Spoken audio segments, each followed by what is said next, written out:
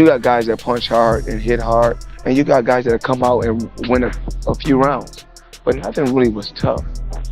Okay. A lot of people are saying that Usyk heavyweight run isn't a lot of fighters at heavyweight, of course, because he only fought with that 1, 2, 3, 4, 5 fighters at heavyweight. So again, I think Oleksandr Usyk is an exceptional fighter, but you need to match him with someone that can actually match his work rate. Okay, and for me, Ajay Kabayel can match his work rate. He's going to go to the body. He's going to follow a game. Floyd Mayweather is skeptical of how quickly fans crown new boxing legends. He questions whether Oleksandr Usyk truly deserves the praise he's receiving, firmly asserting that he himself remains the greatest. Mayweather emphasizes his undefeated record, multiple weight class titles, and dominance as reasons why his legacy surpasses Usyk's. In his view, Usyk's opponents haven't faced the level of competition Floyd did, and therefore, Usyk is overrated and not on his level of greatness. Yeah, I'll let you know. There's no fighter that would ever be better than me. There's no fighter that wasn't better than me before me or after me or when I'm long gone. I'm the best. Critics like Showbiz The Adult raise concerns about Usyk's rising fame, questioning whether his opponents were truly elite. The argument centers on the quality of competition. Many believe that without top-tier opponents, Usyk's victories lack the weight needed to elevate him to legendary status. Except for Tyson Fury, most of Usyk's rivals don't carry the legendary credentials to compare him with icons like Ali or Holyfield. Saying that Usyk heavyweight run isn't a lot of fighters at heavyweight, of course, because he only fought with that 1, 2, 3, 4, 5 fighters at heavyweight. But they saying that it's full of quality, right? I want you to understand, full of quality. Witherspoon is an all-time great heavyweight. His brother, Tim Witherspoon, you can argue. But Chance Witherspoon, no. Derek Chisora is not an all-time great heavyweight. He's not. He's a fantastic competitor, but if you look at who he fought, look at who he lost to, Chisora is not an all-time great heavyweight. He's not. Dubois is not yet an all-time great heavyweight. Look at who he fought, who he struggled with, who he lost to. Dubois is not an all-time great heavyweight. So we're left with, when you say quality, we're left with Tyson the Gypsy King Fury and Anthony A.J. Joshua. Now, if you guys think that A.J. is an all-time great heavyweight, you can. I can understand. I definitely can. There's an argument to be made. But Anthony Joshua, when you think about him and a lot of acts from other great heavyweights, Anthony Joshua lost to the likes of Ruiz, been knocked out by Ruiz, was knocked out by Dubois.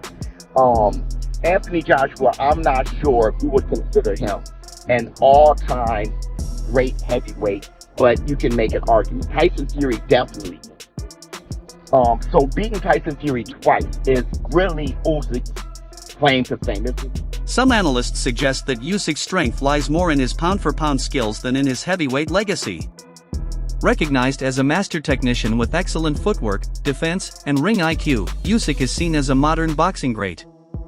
However, they stop short of labeling him an all-time heavyweight legend, viewing his greatness more as a reflection of style and adaptability than a history-making career. But let's talk about Usyk. His performance was one. Okay, that's number one.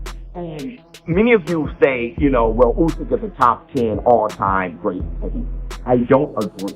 Because Usyk has only had like 7 fights. He's very stacked within those 7 fights. But really, it's hard to put him past people who's had 30 plus, 40 plus fights and just had a great all-time career at heavyweight. But what I can say is that Oleksandr Usyk is one of the greatest fighters, pound for pound ever. And I put him on my Mount Rushmore today. So I don't have him as an all-time great heavyweight, but I do have him as an all-time great pound for pound fighter. And where do I put him there? Put him down.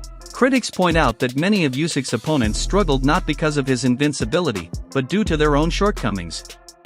Fighters like Michael Hunter and Joe Joyce showed better ring awareness and strategy, yet still couldn't effectively counter Usyk.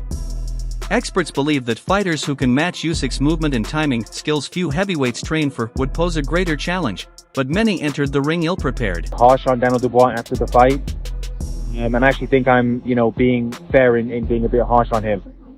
I think Daniel Dubois is an exceptional fighter, but there is something, where it's a confidence thing. And I think Oleksandr Usyk, give him a lot of credit. His jab looked exceptional on Saturday. And really that first, jab that landed on Daniel Dubois, it snapped his head back, and it was a powerful jab. It actually reminded me of Artur Beterbiev's jab when he really snaps it. And it was obviously a very powerful shot. So I think Daniel Dubois, I think he was confused by Usyk, and I think, he just looked so discouraged to me. Again, take nothing away from Oleksandr Usyk. I thought it was an exceptional performance. And to be honest, he really didn't even get out of second gear. And he didn't even need to. Now, obviously, there's a lot of, talk about what he's going to do next. In my opinion, really, there's only one fight that I would actually want to see. For me, that's Adrian Caballel. I think Adrian Caballel is someone that, number one, knows how to go to the body. I think if Oleksandr Usyk does have a weakness, it is the body. I think Adrian Caballel can follow a disciplined game plan. I think he's had a good string of wins. And I think his stamina is very good as well. I think Oleksandr Usyk is, winning a lot of these fights based on his speed, his stamina, and his footwork. These big heavyweights like Daniel Dubois, Anthony Joshua, Tyson Fury, they cannot live with the pace that Usyk is setting. I mean, Daniel Dubois was knackered after 3 rounds in that fight. Okay, so they can't live with the pace. So again, I think Oleksandr Usyk is an exceptional fighter, but you need to match him with someone that can actually match his work rate. Okay, and for me, Adrian Caballel can match his work rate. He's going to go to the body. He's going to follow. Showbiz emphasizes that comparing Usyk to legends like Muhammad Ali and Evander Holyfield is premature. He argues that Usyk's resume isn't yet strong enough to deserve a place among the all-time greats. According to him, even Usyk's top 5 opponents wouldn't rank among Ali or Holyfield's best, highlighting the difference between being great in your era and being one of the greatest of all time. I cannot put that over the Evander the real deal Holyfield fighting and beating the likes of Riddick Bowe, beating the likes of George Foreman. When he beat George Foreman was a killer. Beating George Foreman, beating the likes of Iron Mike Tyson. He was a huge underdog there. Beating the likes of Larry Holmes, beating Michael Moorer. Evander beating Michael Doak, because you guys know who that is and how good of a fighter he was. Evander the real deal Holyfield has a different range. I cannot put Usyk with his 5 heavyweight opponents over heavyweights, great heavyweights, who made careers at heavyweight. We all know what Muhammad Ali did. Muhammad Ali beat the who's who of heavyweight greats. He fought them all, and he beat them, okay? But then you have guys like Larry Holmes who have beaten the Ernie Shavers, who have beaten the Ken Nortons. You have the likes of Jack Johnson, which when you look at his box rec, you see his records and you don't know what he had to overcome to be so. When Daniel Dubois faced Usyk, many expected a fierce battle.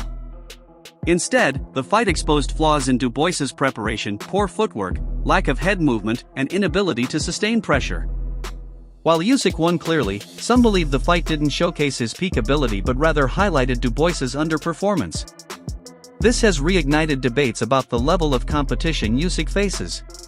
I was very pro-Dubois, and we were willing him on being a London boy and stuff like that. I thought he won the first round. I thought Usyk won the second round, but I thought there was arguments for certainly giving Dubois the third round. But you could see, even if he was in the fight, things were starting to change after the second round. Usyk just had that extra little bit of class about him. I'm not gonna lie, I didn't have him for any rounds. I just thought Usyk was so dominant, and that jab. And I'm not no boxing expert. I'm a casual. I'm a heavyweight casual. I just love to see big heavyweights box each other and knockouts. But I just feel like Usyk just was not even out of second gear. Like he didn't need to be. He just had him on that jab, and he just kept plowing away. And whenever Dubois tried to land like a big shot, like one of those big punches that you talk. Renowned trainer Teddy Atlas offered a harsh critique of Dubois's approach against Usyk. He pointed out Dubois's failure to adapt, his lack of bodywork, and poor tactical planning. Atlas argued that Dubois treated the fight like a routine match instead of a strategic war, allowing Usyk to control the rhythm. This analysis supports the idea that many of Usyk's opponents are simply not prepared for his cerebral style. That's why I still thought, with the game plan, how do you not see that and adjust 3 rounds later and do it again. But the more disturbing thing to me, Bud, was the lack of body work from Dubois. How do you not go to the body after what happened in the first fight? How do you not test that? He didn't throw one body shot maybe until the 3rd round, and maybe he threw a couple throughout the whole entire fight, or as long as it lasted into the 5th round. That was surprising to me, and I thought they dropped the ball big time with that as well. You know, to that point, when he did throw the one body shot, I'm not going to get deep into this because it was only one, but it almost looked like it bothered Usyk. Right? You know what I mean? And it looked like very similar to the first fight, Yeah. close to that belt line, right? Yeah, but and it was low. It was a little low. It was. There's no doubt about it. No doubt. But still, to your point, how do you leave that alone? And then I'm gonna early in the show when I broke down the Holloway and Poirier fight, I'm gonna go back to that real quick now. Holloway won because he had he won because he's great and because he's who he is and because of his makeup and his intestinal fortitude, his skills. I understand all that. But he won the way he won this fight because he had a great fight plan. To your point, to our point, Dubois had no fight plan. And to my point, I'm going to answer your question. You ask a brilliant question. The show was so much better with you. I'm sorry. I'm not knocking nobody. I'm not. I'm grateful for everyone, and everything the history of the show has been. But you open up conversation for me by bringing me down places that conversation needs to be opened up by asking certain things that are relevant in this sport. And what you brought up is how. And I'm going to answer that question. How do you not have a better fight plan? How do you not adjust when you made those mistakes in the 2nd and 3rd round that Dubois made, reaching in? You see the guy stepping out. You see he's setting traps. How do you not adjust to that? I'm going to answer it, bud. Part of the thing that is Dubois is that what I was explaining before about being awkward, about being, a guy that kind of like, it simply gets directed. He's the kind of guy like, you direct him, you give him more confidence, and he's going to go. And he did that. He did it in the Herchevin fight. He walked through right hands. He did it in the Joshua fight. He took charge and he caught him. He did. But you can't do that in some. Usyk's dominant victory over Daniel Dubois demonstrated his technical mastery and ability to neutralize opponents with precision rather than raw power.